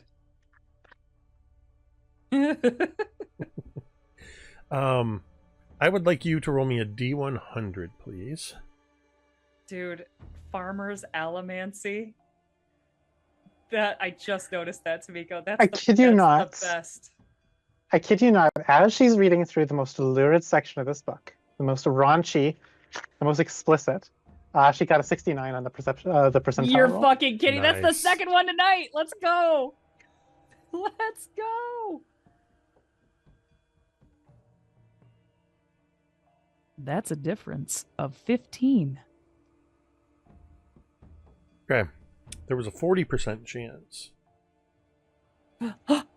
So the thing happens. The thing happens. As Lumi, from inside, from behind you upstairs, you hear the uneven steps of Morella coming quickly down the stairs as she's sort of hobbling, and she's wearing basically only I'm just picturing her in classic red flannel underwear. With the one leg is like cut up the side or whatever for the bandages, and Amazing. behind her, kind of almost hiding behind her, coming down in a dressing gown and a nightcap, is Lene. As they come down, and Morella has the woodcutting axe in her hand. Oh shit. And she oh says, shit. They don't actually even say anything. They just quickly move past, almost as if not noticing you. They do seem to look around for a moment, like they're looking It for the does rest just of look you. like a pile of blankets that Lumi's There's a in. So pile of and blankets Lumi's that's so glowing. small. And then it's like gluing on the inside from the And they are lantern. looking for the rest of you, who have all gone outside to investigate this. Millie's made her way back to the porch, so they'll pass her asleep on the chair. I imagine by now, Velynia and Bryn are probably walking back towards the house together. So you hear that just before you exit the barn. You hear that same sound. This time, much quicker. The sound of the straining spring, and then the loud, not only the slap, but that when the door's been opened all the way, you hear that slap, slap, slap, slap, slap, slap, slap, slap. This is a good point to take a quick moment to say, Natalin, Trundle Farm, big dinner. Everybody has had dinner with the family. Somebody filled Natalin in on the HP stuff, benefits of the meal. Velynia, basically almost everybody heard a sound out in the barn and have gone to investigate. Everybody was staying the night. So where would Natalin have been? Would Natalin have hunkered down in the main house where just about everybody was settling down? And during dinner we asked Icselo questions about himself. So if you want to get on that, to give you more perspective on the sounds they heard, it's been determined that the eldest, the 16-year-old, was out in the barn with the cow and was talking to her and is revealing that he has some kind of nature magic, and he's scared to tell his parents about it.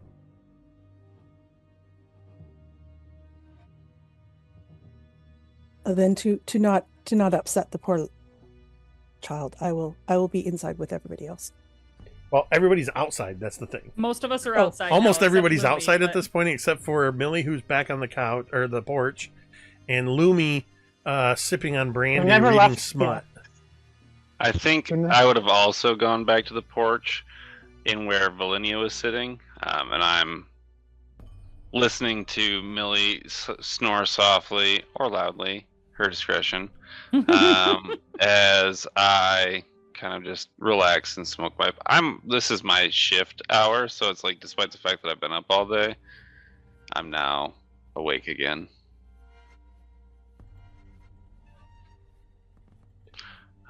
If you come to the door, Natalin, I think I'd just tell you. Seems like Velynia's got it taken care of. So I'll imagine, just to kind of ease you into this, Kaeryn, that if you were sitting in the living room, maybe you had not dozed off and you sort of awaken as Morella and Lene come down the stairs quickly, heading outside, and sort of maybe more out of curiosity than anything else, kind of follow them to see what's going out. And that's when you run into Icselo. As Icselo, you suddenly see the door swing open and slam shut.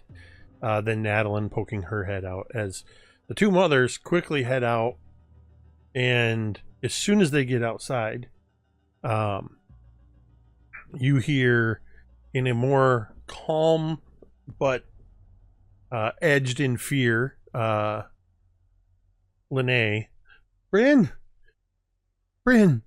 and you hear the much more authoritative Bryn from Morella, and this is what you hear, Velynia, as you are leading Bryn out the door of the barn.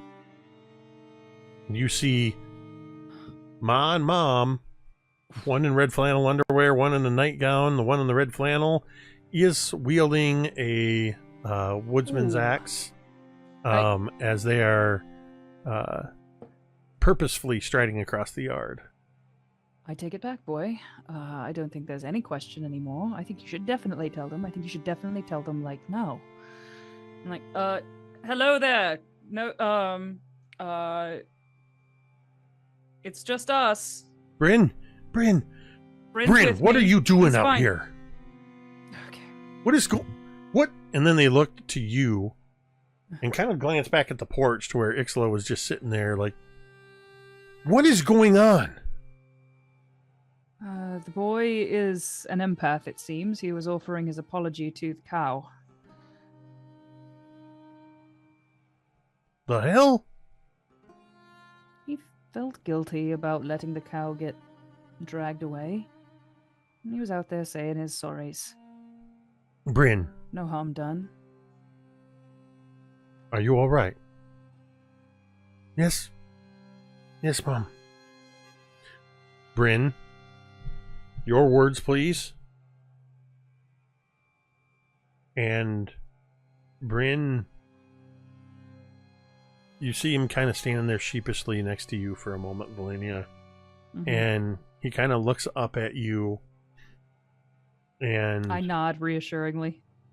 at that, similar to what he did at the dinner table, he sort of squares his shoulders up, stands a little bit taller, and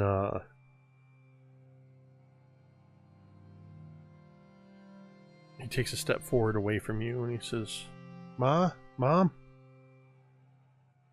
got something to show you. And he reaches down into the sort of more dirt, more walked pathway where the animals and the people walk between the house and the barn. Cart path, what have you. And he finds a rock that's, maybe like an inch or two in diameter. And he holds it up and wait, he doesn't even have to do that for this. Sorry, I'm thinking in D&D terms. Actually, he won't do that. He'll just step forward and he will hold his hand up almost like he's reaching towards the moon. And for a moment, we see this silhouette of Bryn where it looks almost like he's grabbing hold of the moon. And when he pulls his hand back down, there's an orb of light in his hand. And it just lightly glows in a light similar to the moon. And it now casts a 20-foot radius bright light and then another 20 feet of dim light, illuminating this yard.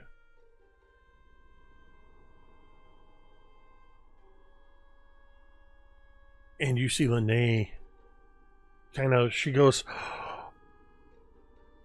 and Morella just kind of nods her head slowly and lowers the axe at her side, and Bryn looks around at you, takes another look at you, Velynia, and he goes, I think I got magic in me. I put my hand on his shoulder and I say, your son was telling me he can also somewhat know what the weather is going to be and what the crops will do and when the animals what they're feeling, more or less. I can talk to Ophelia and she understands me.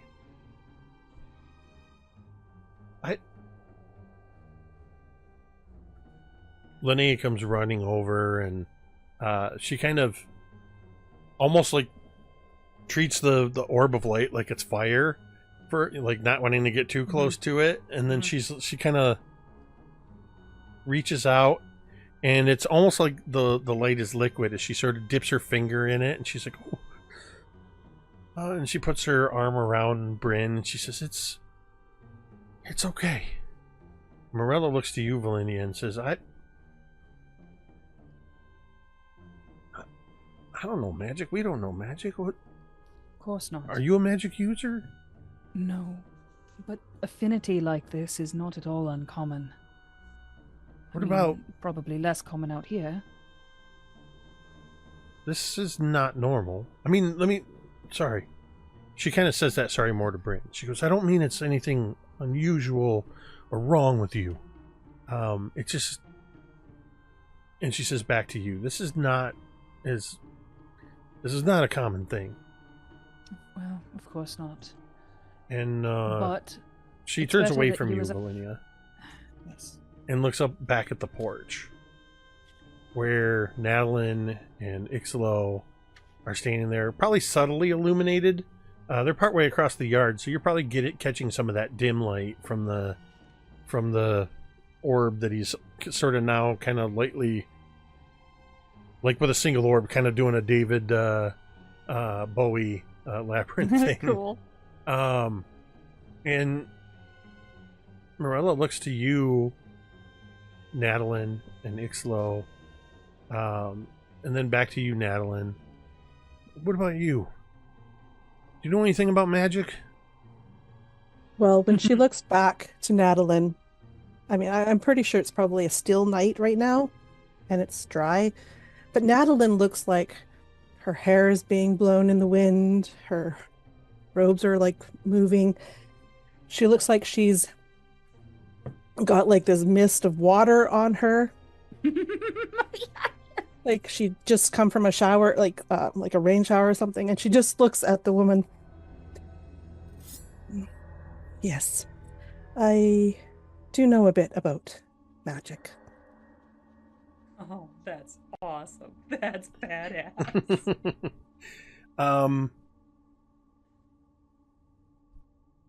I would like you to roll a recall knowledge for Arcana or Nature. I'm sorry, it cut out for me at recall. I don't know if it's my internet or... Recall Nature? Nope. Recall knowledge, Arcana, or Nature. I will do recall knowledge nature. So Okay. that's rolling a nature roll? Is that how it works? Yeah, okay. Yeah. You're using your natural. Your nature stat. Oh, so close. It was a nat 20 and then it rolled over. Just barely. So now it's a 17. 17 is enough. This was a pretty low DC for this, being that you're a magic user. Listening to what they're saying and seeing what you're seeing and the way both Bryn and Velynia described these abilities. Bryn is exhibiting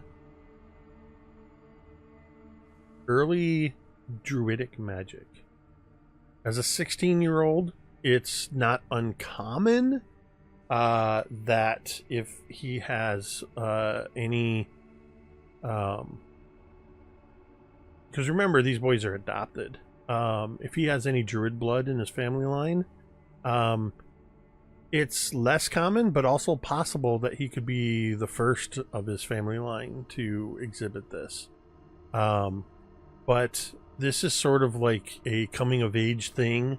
It's not always how it happens, but it seems in this case, with his age, that he's...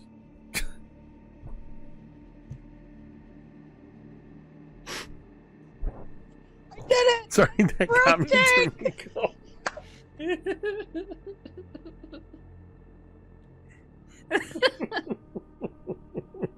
That's top tier comedy right there.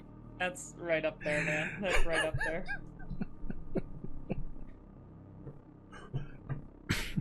Anyway, Natalin.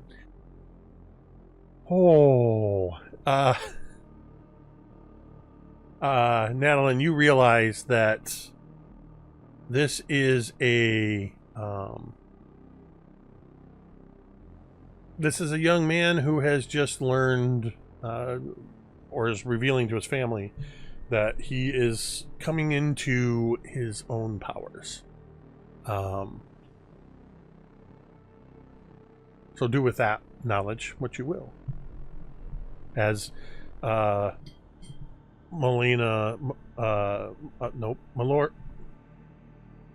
Wait, what is her name? Monargana.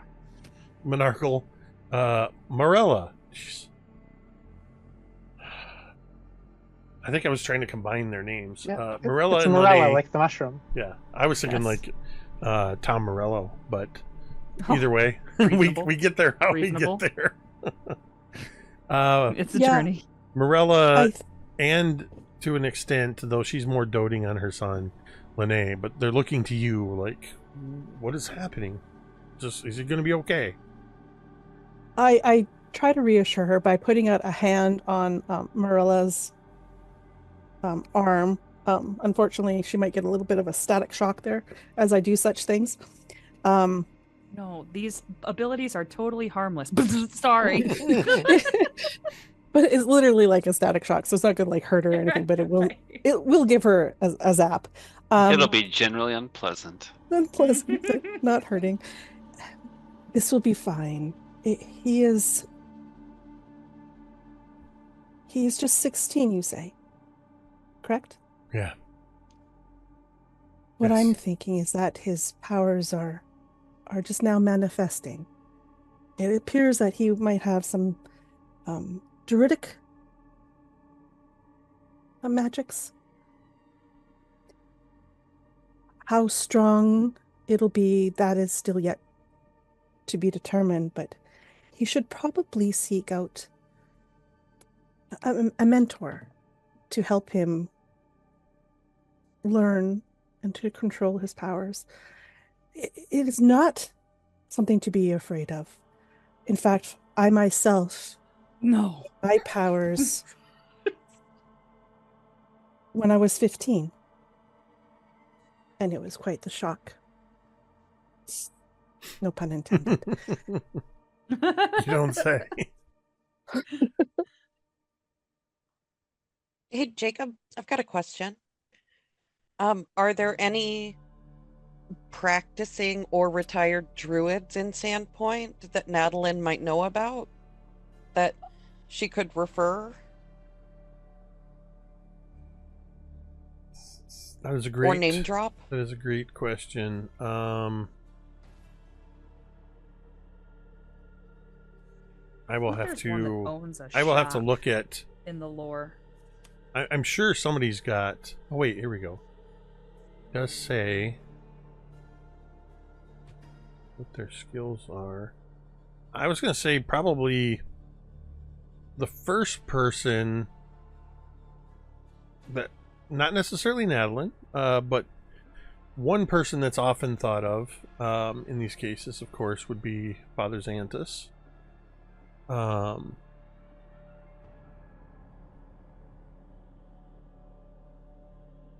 I will say that there's not any.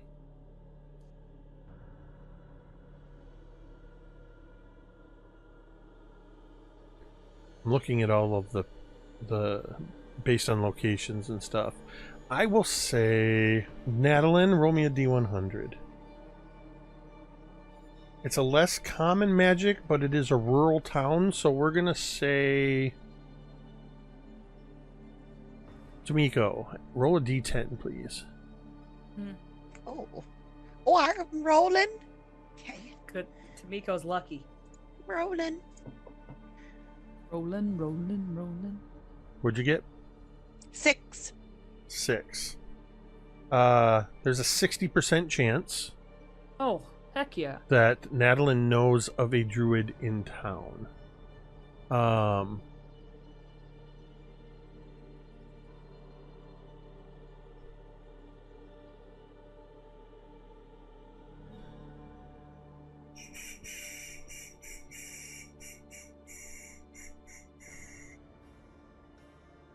Natalin does not. No, wait, that's a 17, not a 70. Yes. I was reading that backwards. Or upside down. That's an Australian 71 or a 17. So in that case, Natalin rolling a 24. Natalin, you do know of a druid in Sandpoint.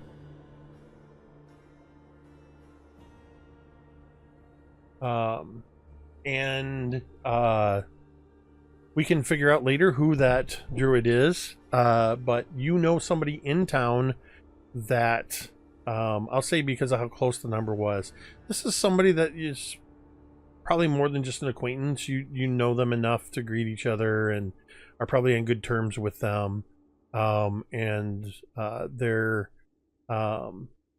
somebody you can trust and know. I'm gonna imagine that maybe it was somebody that I went to when I first got my powers. Yeah, I'll thinking that leave. Maybe they could help me. Yeah, I'll let you have narrative control over sort of that aspect of it. And it just so happens, another point of filling you in, the reason you're staying the night here is Lumi asked to borrow a cart to bring all of the books into town, and they said if you can wait till morning, Linnea's bringing the boys in the town for market day. So The boys are going to town anyway in the morning. Would you say that the boys will be back in town? Damn it, you beat me to Yeah. The it. boys are back in town. Yep, the boys have been there before. So they will Remarkable. be back. It's Amazing. good, but it's not Druish good. Druish got me. That was so freaking funny. I think Velynia sighs and is like, well, this has all been very stirring. But it is late, and we have a journey in the morning, and I kind of like look around at my companions in particular. We should probably all shuffle to bed and revisit this in the morning, wouldn't you say? Butter's gone. The butter's gone. Oh. Did I miss anything? No, Millie, everything's right as rain. Oh, good. And I kind of like give Bryn one more like nod with a little bit of an I told you so like smirk.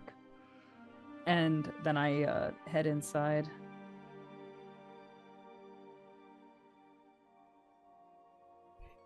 And get ready to go to bed. In those brief moments of peace, as like Lumi was like wondering as she like heard all the footsteps go outside, and she's like, okay, they're all outside now. She can get back to reading. She like continues into the good bit of this book before Velynia, well, before she hears the door open once more as Velynia comes back in. But she's reading over this section as her mind like stirs from this. Her thighs parted like gates to a sanctum no priest dared enter. Yet he came forward, unashamed, with the hunger of a beast and the reverence of a pilgrim. The passion of her loins licked his skin as he pressed against her, branding him as hers. She arched like a drawn bow, a storm of silk and sweat, and with each breath, their bodies struck together like hammer and anvil until the chamber itself seemed to quake with the rhythm of their. And then that's when the door opens again, and like Lumi like yips at like the approach of her companions and like slams the book closed. Lumi, are you in here somewhere? Oh, I was just yeah, A pile Just of blankets getting ready over to- across the room starts talking. I was just ready to get it. I was just getting ready to head to sleep, actually. And she like quickly snuffs out the lantern. Oh. Very well. Good night. And I think Velynia just kind of like finds something soft on the floor and lays on it, kind of curls up, and I think she kind of just instinctively picks a spot close to the wall and like where she can like put her back on a wall and kind of be like snuggled. The mothers take their son upstairs, and for a little bit you can hear the soft murmurs of their voices as they continue to talk to and comfort their son before things start to quiet down and the rest of the house drifts off to sleep. Through the moonlight streaming through the windows, we see a momentary view of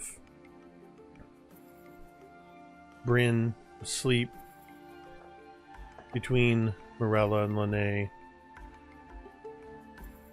His fingertips in his sleep lightly glowing, reflecting that light of the moon. In their own room, we see Ellis and Tavi sound asleep. Even in sleep, though he doesn't clutch it.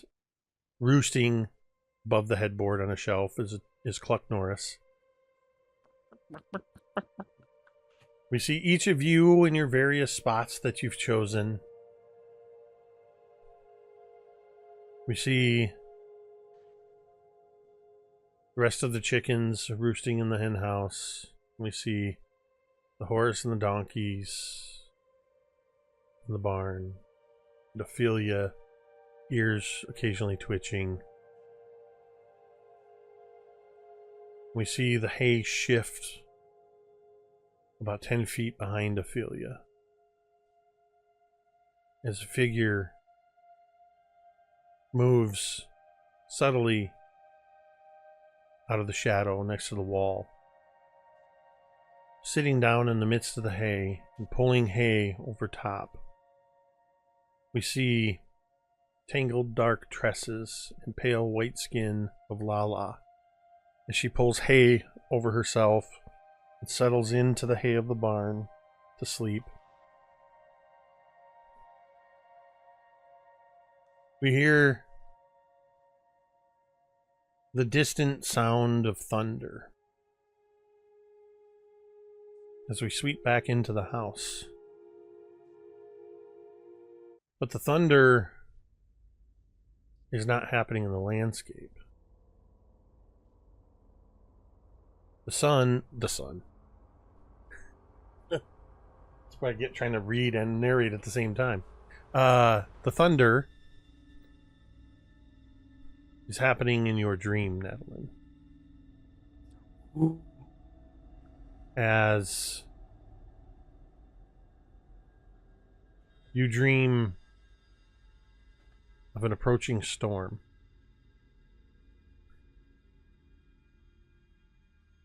Streaks of lightning furiously striking from the clouds, striking the ground. The landscape you see is not the Velynia that you know. There is no Sandpoint. The hinterlands are but a barely marked outcropping of rock, and virtually no farms dot this landscape.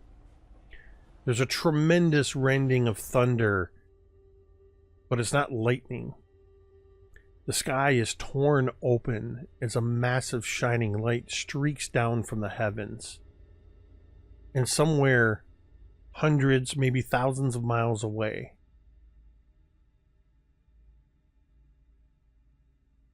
a massive piece of the heavens itself crashes into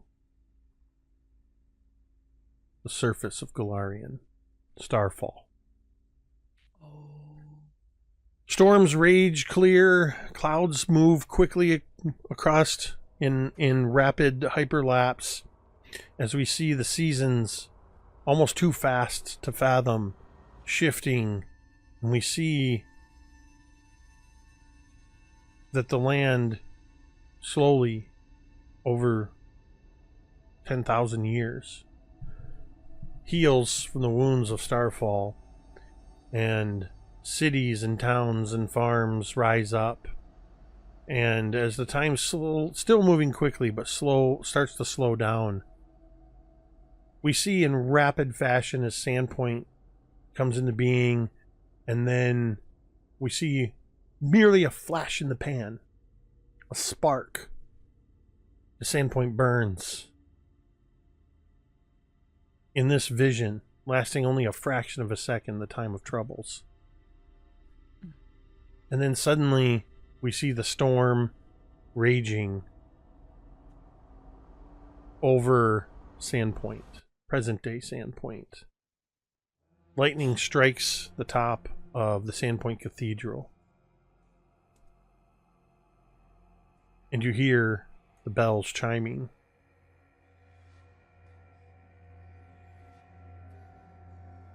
With each peal of the bell, you count off in your head. Bong, bong, bong, bong, bong, bong. And with the sixth peal, you wake up. And it's morning. And that's where we're going to end the session. Oh. I was planning to have you have a bit of a prophetic dream, so I'm glad you were able to make even the last half hour of the game. So Perfect. And it was fitting that you came in when you did because we needed a magic user that wasn't asleep That's perfect. to explain to the young Jewish boy. We're gonna start our next session with Lumi and my nice dreams. I was trying to think of Nice dreams. how could I make you guys put you on edge and make you think the goblins had come back to attack, and then turn it into something wholesome. We thought that he snuck off with a little girlfriend or I something. did see that, and I briefly considered that. I thought it was Cruncher having a little way with the Oh with no, the, eating with the Ophelia? animal. Yeah. Could you imagine that? God, Everything right. you went through, you brought Ophelia Have back, to- and then you go out there and Cruncher's out there just finishing Ophelia off. Frickin' Lumi would be like, "No, Listen, hate to say I told I you told so. you so. but-" there are certain things that I know if I do, you guys will revolt. Yeah, So I'm that's one of saving them. those for when they really matter. Oh my god. Not that I won't ever do them. I just, if I'm going to get you guys pissed off at me, it's going to be for a really good reason. That's great. Perfect. As it should be. So You killed our cow. How it's dare not even you. your cow. You killed a cow. We have ownership. It's You're a the cow. guardians Look, of the cow. in the Pokédeck, it's a common. Yes, it's just a common. But it's my favorite. It's my favorite one. I like the art. Well, that was a relatively calm and That was nice. Listen. That was nice. We had dinner. I felt you Yeah. deserved a bit of a relaxing Each dinner. I know you guys are going to get back to town and you've got probably another session or two worth of investigating and new people to talk to, and somebody's going to try to find a druid, and Lumi's got new books to look through, and whatever else you man. guys got to do, and I gotta drop Lyra off at soccer practice. Yeah, like it is. You know who might have some of your missing volumes, Lumi? Quink. Brodert Quink, and he would not. I don't know. He might spread the secret. you though. think Hey, Brodert Quink is into Father Xanthus? romanticy? I That's a think he nice would way have of putting that. I think he would have the books if they were Thessalonian.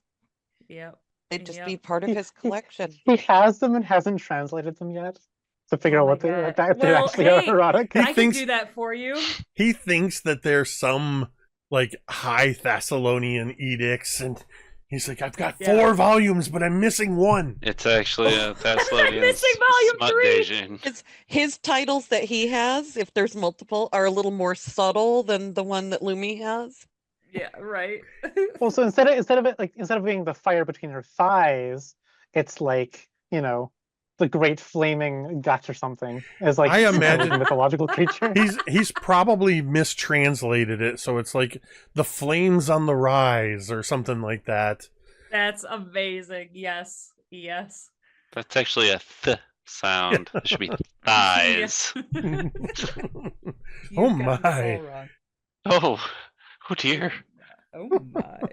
Let me just take these George off your Takei. hands to translate them properly. I'll borrow these. Well, I'll bring them right back. We'll find out who has, if anybody, has more volumes of this Romantasy series. Next week, in episode 31, I'm so tempted to call this session a young Jewish boy or something like that, but I won't do it. They'll get flagged so quick. Fiddler on the Yeah, Roof. No.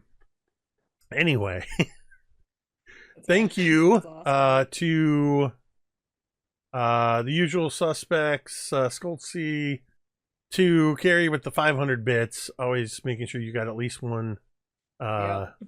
domain Stockpile. die. Neofat came in and gave me my very own Mhm. domain die. Kaeryn looks scandalized. His fault. Gifting it's out not a me. tier 1 sub, and shout out to Monty DL who resubscribed. That brings their total up to 62 months, just over 5 years subscribed to the channel. Thank you, Monty DL, for that. Thank you to everybody hanging out in the chat. Of course, we always appreciate that. If you're somebody that likes to lurk quietly in the background, or maybe you're watching on the VOD know that we appreciate you and hope you enjoy these games as much as we enjoy playing them. And of course, a huge thank you to all of these amazing players. Even on the most relaxing dinner sessions, putting their all into it. Even at a calm dinner, Cari found a reason to say, I draw my sword. Listen, that had nothing to do with dinner, and you know it. But thank you to all of you, as always, for making this game as amazing as it is. Thank you, Vi, Kaeryn, Tamiko, Cari, and Baron, without whom this would just be me talking to myself for a couple hours. With that, we're going to go ahead and end this session the same way we end every session. You can say it with me if you want. Menard. Remote monarchical.